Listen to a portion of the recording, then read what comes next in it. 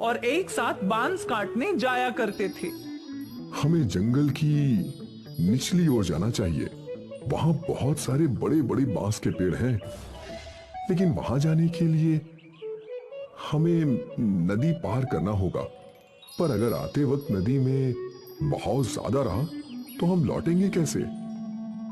हम तभी उस ओर जाएंगे जब नदी का बहाव कम हो और जल्दी जल्दी बांस काट कर लौट आएंगे। ज्यादा लंबी बांस से ज्यादा पैसे मिलेंगे, वो सोचो। ये भी ठीक है, तो कल ही चलते हैं। अगले दिन से सुनील और आसिफ निचले जंगलों में पहुंचे।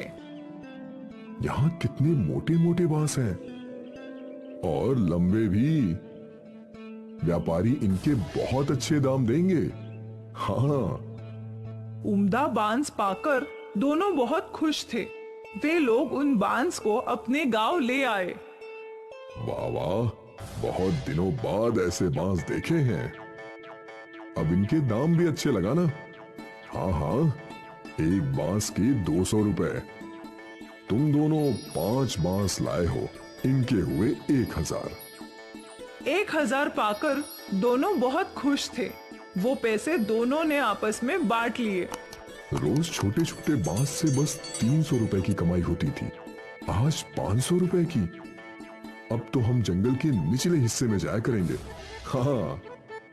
उस दिन से वो दोनों नदी पार करके ही बांस लाया करते थे और व्यापारी भी उन्हें अच्छे पैसे दिया करता था। एक सुबह दोनों दोस्त जाने के लिए निकले थे। भाई, माँ ने कहा है कि बाजार से कुछ चावल और मसाले लाने हैं और मुझे पनीर भी लेना है। तो चल, पहले बाजार चलते हैं, फिर वहां से नदी पार जाएंगे। हाँ, दोनों काम एक साथ हो जाएगा। दोनों बाजार पहुंचे और उन्हें जो जो सामान लेना था उन्होंने खरीद लिया।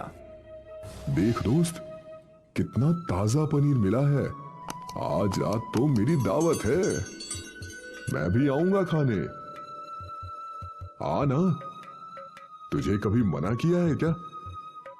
चल अब नदी पार चलते हैं, बांस काट कर बेचना भी तो है। हाँ हाँ। और वो दोनों निचले जंगलों की ओर बढ़ गए।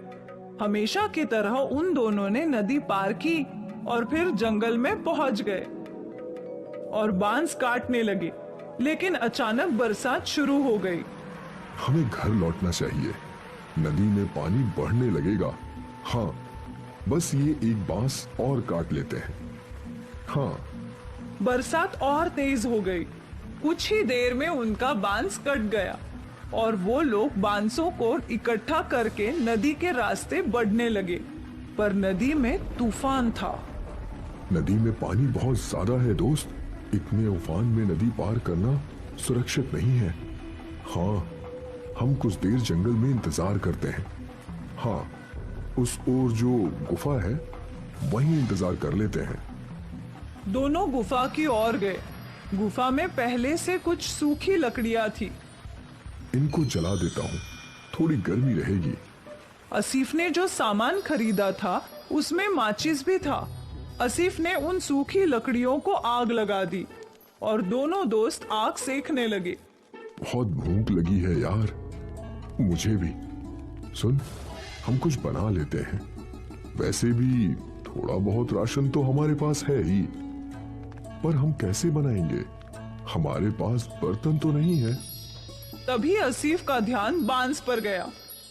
हमारे पास बम्बू तो है, बम्बू के अंदर खाना पका सकते हैं। कैसे?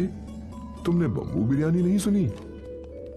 नहीं, बम्बू में बिरयानी भी बनती है, पर हमारे पास मांस कहाँ है? मांस नहीं है तो क्या हुआ, हमारे पास पनीर तो है। पनीर बिरयानी बना लेते हैं। पर कैसे? तू देखता जा। आसिफ ने 2 बांस के टुकड़े काटे। उसके पास जो चावल थे वो धो दिए। बाम्बू में चावल, मसाले, पानी, नमक और पनीर डाल दिया। फिर बाम्बू की एक ओर पेड़ के पत्तों को भर के बाम्बू को बंद कर दिया और फिर उन सबको अच्छे से हिलाकर जलती हुई आग में रख दिया। अब बस 20 मिनट में हमारी बम्बू बिरयानी तैयार हो जाएगी। देखते हैं।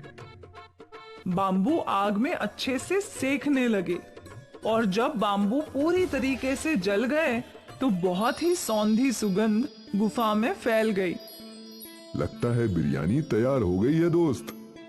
आसिफ ने वो बाम्बू बाहर निकाले और 2 केले के पत्ते लगा दिए और जैसे ही बाम्बू थोड़े ठंडे हुए और बिरयानी केले के पत्तों पर निकाल ली। दिखने में तो बहुत स्वादिष्ट है। अब जैसी भी हो, भूख लगी है, खाते हैं, चल। दोनों ने बिरयानी चखी और दोनों मंत्रमुग्ध हो गए और फिर दोनों बड़े चाव से बाम्बू बिरयानी खाने लगे। भाई, तू तो ऐसी लाजवाब बम्बू बिरयानी बनाता है ना कि क्या बोलूं। शुक्रिया।